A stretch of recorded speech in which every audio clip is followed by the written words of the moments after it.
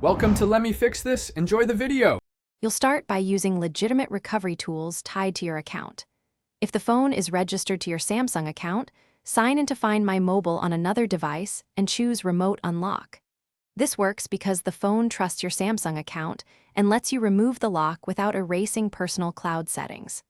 Once done, make sure to change the device lock to a new PIN and sync settings. If you can't access the Samsung account, stop and gather ownership proof before proceeding to other options.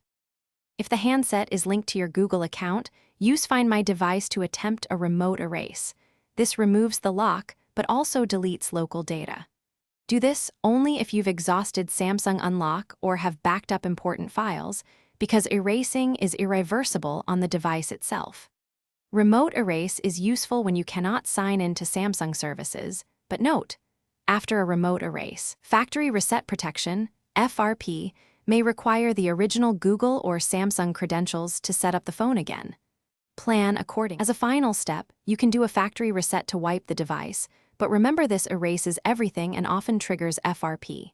If you perform a reset and the phone asks for previous account credentials, you must provide them to reactivate the device. If you cannot, take the phone, proof of purchase, and ID to an authorized Samsung service center. They can verify ownership and help unlock the device legally. Troubleshooting tip: if FRP blocks activation, do not attempt third-party unlock tools. Use Samsung support with documentation.